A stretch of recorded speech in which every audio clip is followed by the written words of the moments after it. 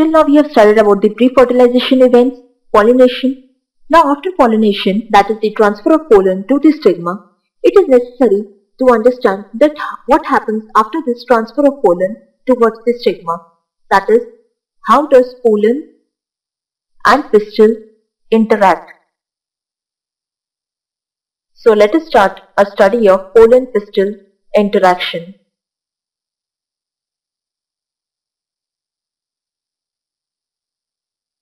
As said or as discussed earlier, interaction between a pollen and pistil does not necessarily always occur.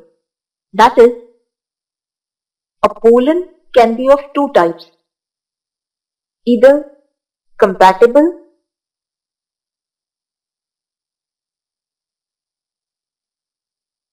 or incompatible.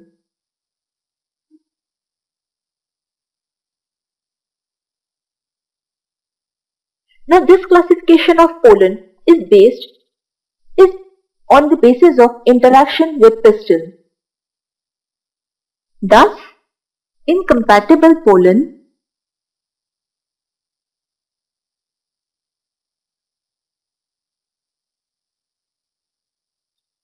the transfer of pollen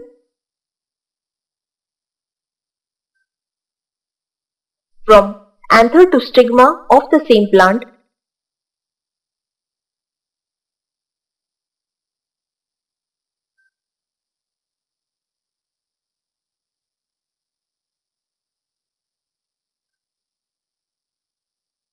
or it can be either different, that is different plant, always results in the formation of a pollen tube.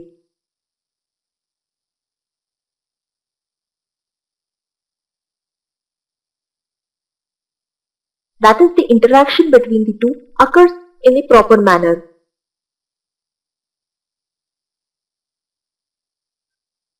But on the contrary, in the second type of pollen, that is incompatible pollen,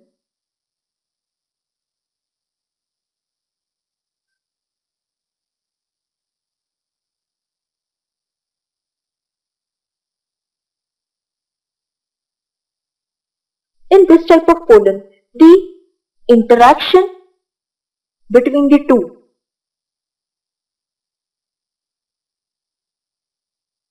that is the pollen of the anther and stigma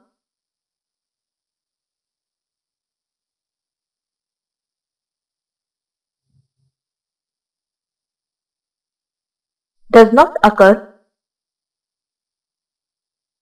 and avoids the formation of pollen tube.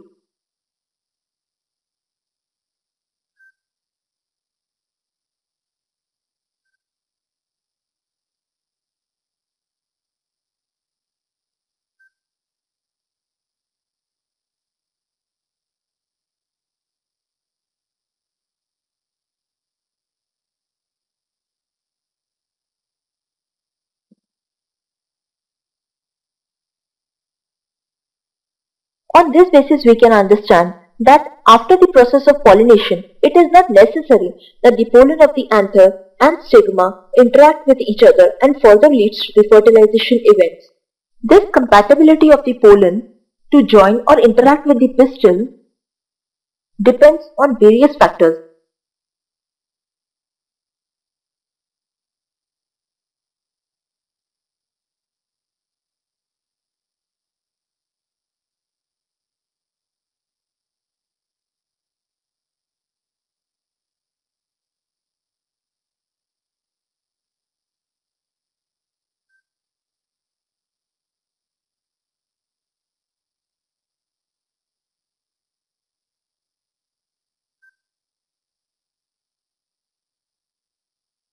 Like the pollen ball,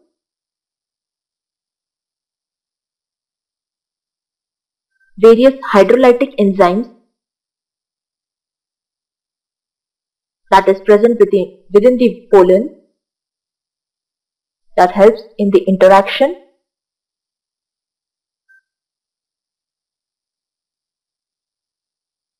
the other chemical components associated with the interaction,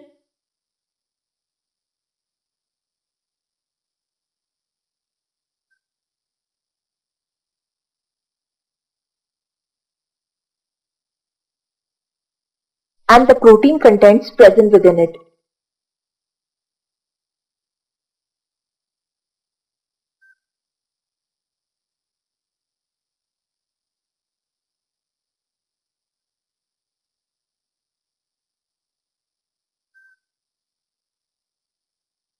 Now, if the pollen is incompatible, then no further fertilization is possible or pollen tube can be formed.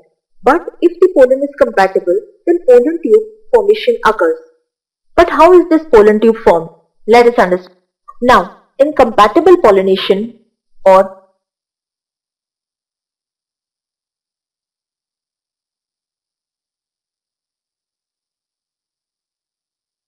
possessing compatible pollen, the pollen grain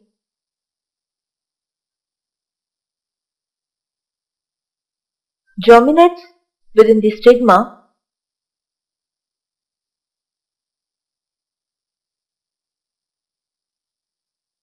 through germ pores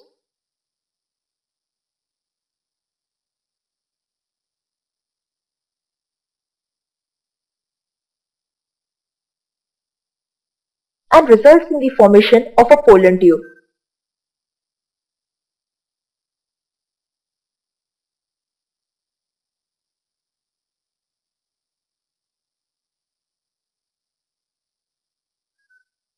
The contents of this pollen tube, that is, the contents present within the pollen grain,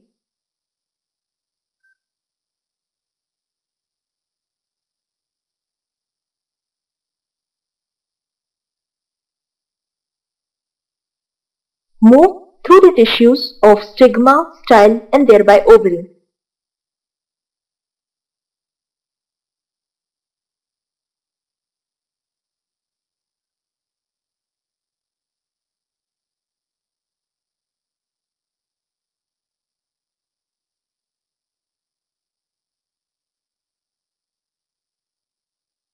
That is, the final formation of a pollen tube takes place in the ovary.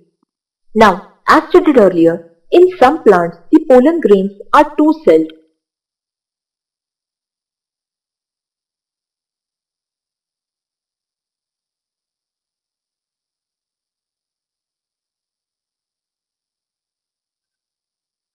That is, they occur in two-celled condition, one of which is a vegetative cell, the large one, and the second is generative cell.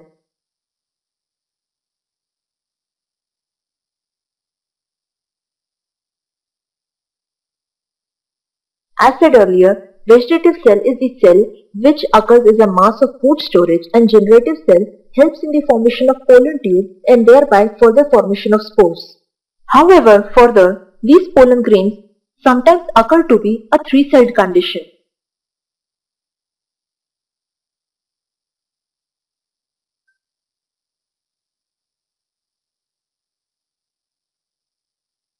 Because although a vegetative cell occurs, but along with it, this generative cell divides to produce two male gametes, and therefore, along with vegetative cell, two male gametes occur.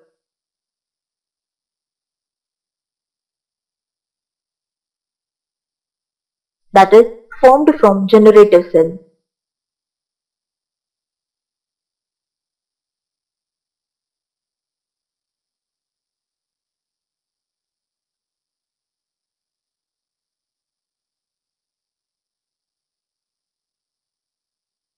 These are the two male gametes that pollen tube carries along with it till the germination.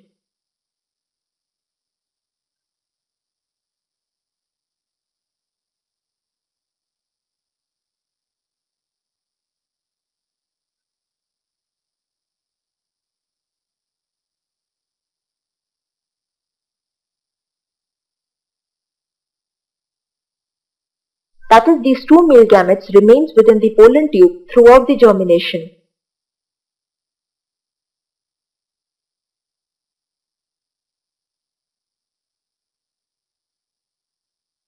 This figure describes the growth of a pollen tube within a flower. As it can be seen from the figure, these pollen grains further forms pollen tube, which passes through the ovary and thereby reaches to the ovule, which further enters into the synergid cells. This movement of pollen tube towards the synergid cells takes place through the micropyle that possess a funicle layer in form of filiform apparatus. The main function of this filiform apparatus is to protect or to guide the movement of pollen tube towards the synergid cell. Thus, the movement of pollen tube reaches towards ovule,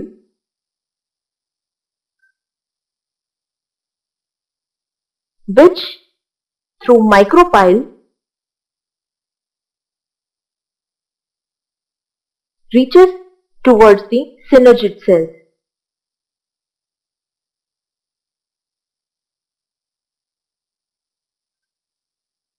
With the help of a filiform apparatus.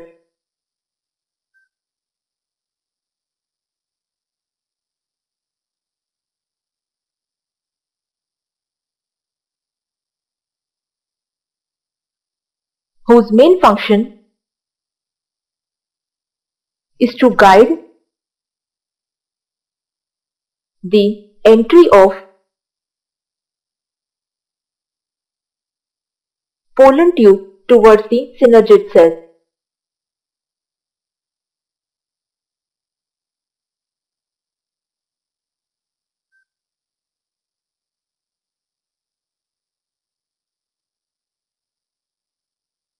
This entire process of the pollen along with the pistil resulting into the formation of pollen tube which thereby moves towards the synergid cells is termed as pollen-pistil interaction.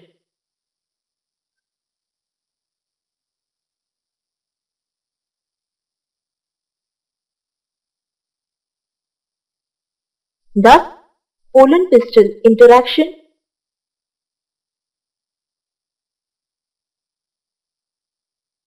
involves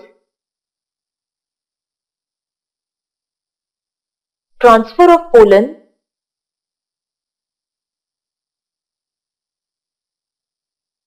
towards stigma,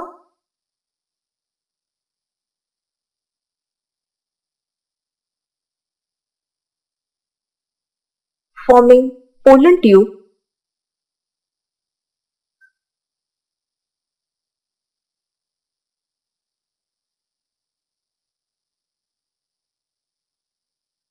moving towards the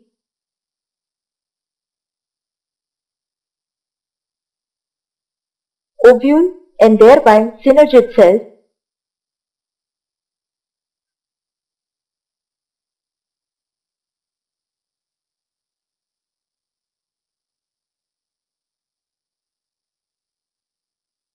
involves the entire process of pollen-pistil interaction. The main advantage out of all in order to study the pollen-pistil interaction is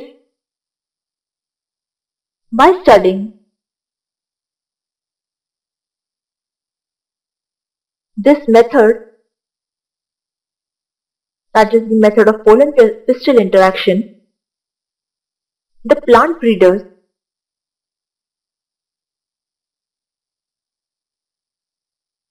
can modify or manipulate this method in a proper manner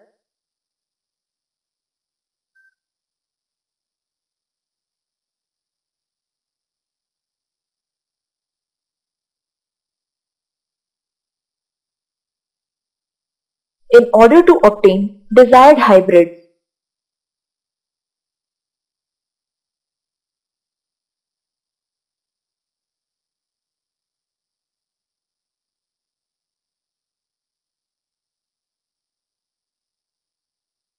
Which can be obtained even from the incompatible pollens.